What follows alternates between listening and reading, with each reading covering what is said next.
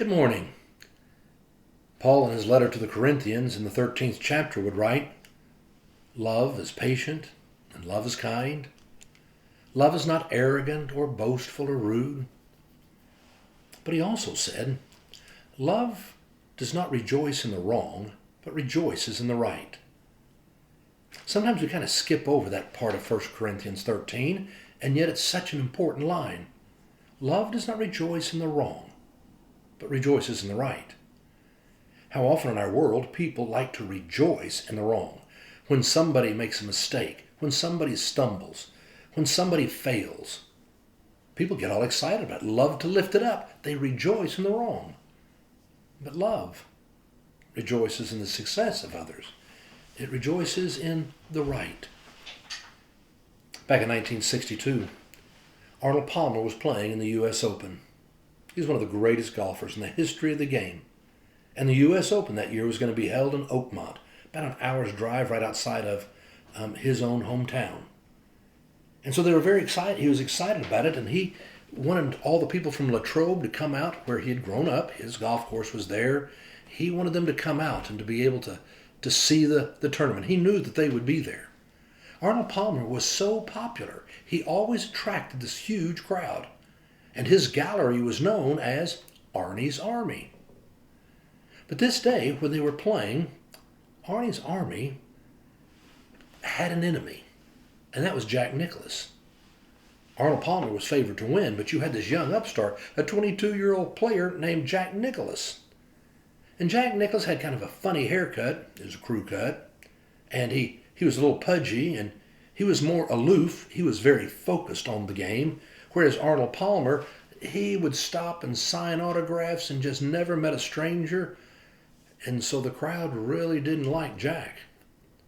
And so all week long they would follow him and they would holler things like, "Missed the putt, Fat Jack!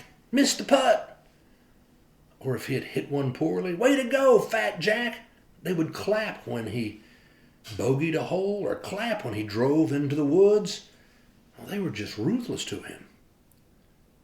Well, finally at the end of the tournament, they were tied. It was going into a playoff the next day, 18 holes. And that day it was just Jack and Arnie. And Arnie's Army was there. And again, they were so ruthless to Jack, saying all those horrible things. "Missed the putt, Fat Jack!" And it was interesting.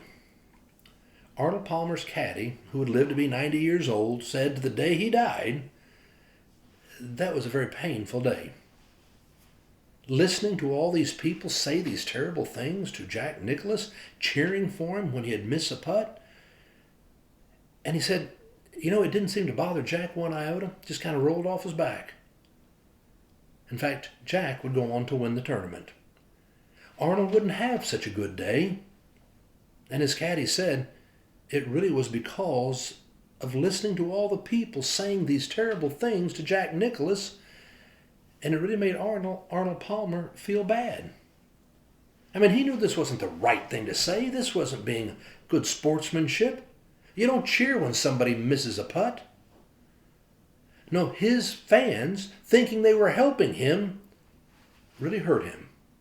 Didn't seem to bother Jack, but it really bothered Arnold Palmer's soul to hear the things that were being said. Because he was a person who understood. Love does not rejoice in the wrong, but rejoices in the right. And fundamentally in his soul, he really was such a good man that kind of actions made him feel so uncomfortable and bad. You and I know we're not supposed to cheer for people when they make mistakes and fail. No, we're called to celebrate with those who celebrate, to know joy with those who have joy, and we weep with those who weep. Paul understood what love was about. Love is patient and kind. It's never arrogant or boastful or rude.